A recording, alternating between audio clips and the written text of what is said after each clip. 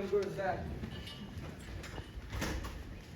All right, great win, featured game, proud of the way we approached this week and our effort today. Big game because it was this game, and dominant win. So I know people are going to ask me about Curt's work. Thought he played really well in the first half. He had a thumb on I believe a helmet, and the nail kind of came off, and so we'll know more tomorrow, but optimistic. Zach. And let me say this. Sean Esbury's play was probably a big play in that game. There were a lot of big plays in that game, but that was a real momentum turning play. So I thought our offense line did a great job. We dropped our first ball of the year, receiver, at the end of the game. And the defense kind of got to a point there where, made it real hard on Nebraska. So good win against a team that's got a good tradition and history that a lot of people thought was a good football team. Zach up your left and Matt.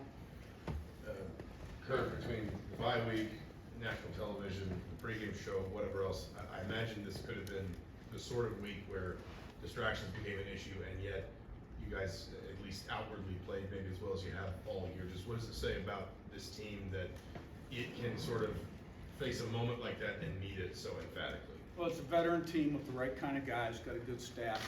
It all starts at the top. I'm not going to let them get complacent, or the coaches either, And I was a maniac in the fourth quarter of this game, a maniac.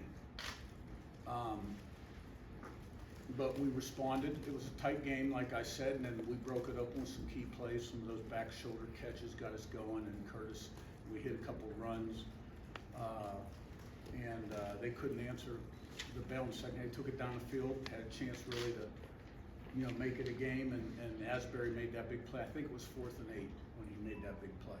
So it says a lot about the character on this football team. Got a lot of experience on this football team, and enjoyed tonight. But we're the same guys that we were this morning when we woke up, right? We just kind of overcame another challenge. Matt up your left and Niz. Hey, Coach. Okay.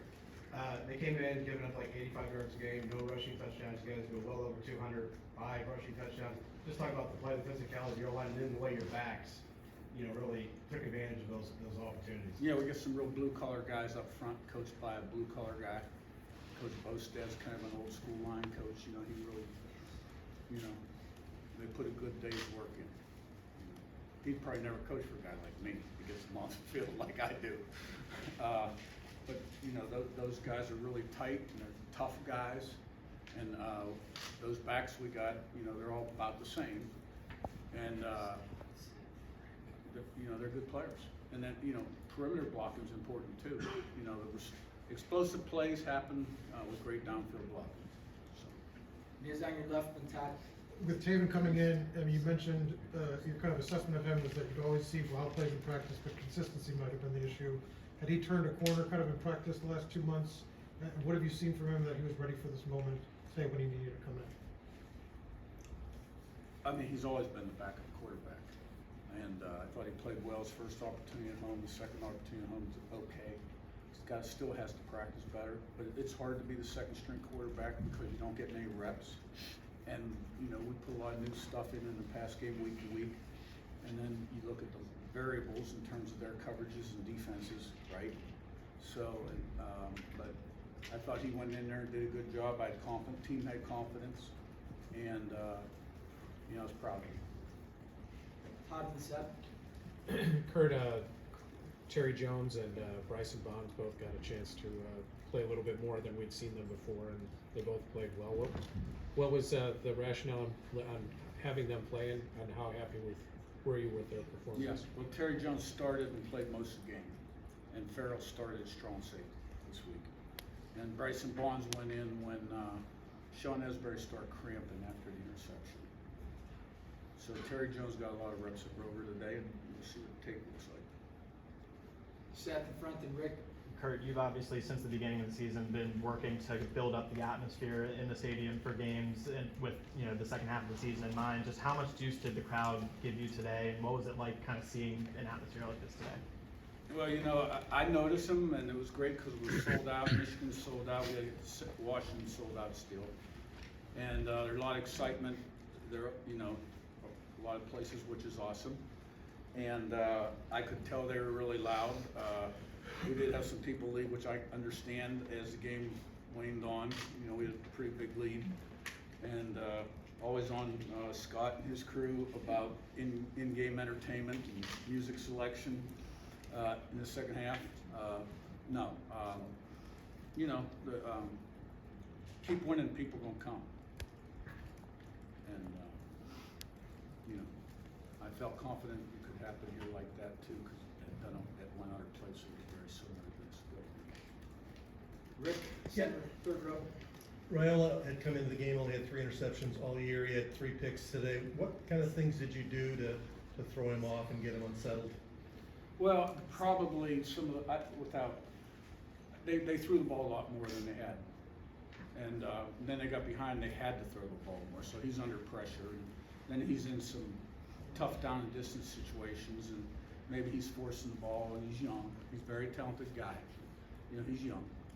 And we made some nice plays out there. Zach, front right, then Scott. Coach, I know you guys don't like to look at necessarily the outside noise, but to go and do what you guys did offensively against a team that was ranked as one of the better defenses in the conference coming in, what does that say about your offense? I think this says a lot about our team. Now, I know there was a national perception that Nebraska had a pretty legit defense on a national scale, so that opened their eyes, okay? But I think this is a great team. Scott, far left, and Daniel. Curt, your offense plays with a real poise and confidence. Is that something that's developed over the season, or is it something that you saw in the weeks of training camp?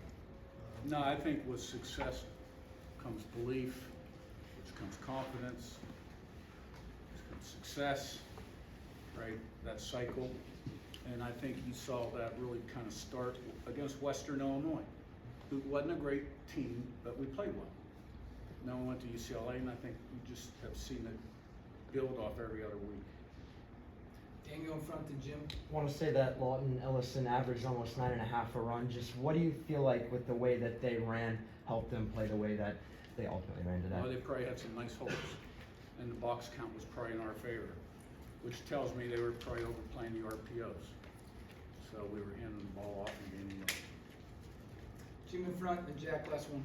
Curt, your team has been the team that everyone is overlooking or not believing so far up to now, but it seems like it's about to change, and there's going to be a bullseye on your back at some point. There has to be. People have to start believing. What do you think this team needs to do to be able to withstand that? You always talk about staying hungry and humble. Yeah, you guys make that stuff up, right? All we need to do, look, this is the here and now. This is where my feet are, right? And I have to be focused, locked in, learning, and have a great attitude, rub off on other people positively as a teammate, okay? Because an hour from now is a concept, tomorrow's a concept, it's all concepts. All there is the here and now, right? So you want to improve as much as you can on a daily basis to put yourself in the best labor process. And if there was a better way to handle it, you know what I mean? We've been doing that a long time ago. This is the way, right? And then you go on the field and the margin for error is like that, right? Like the guy catches the ball for a touchdown, or that much more, the DB would have tipped it away.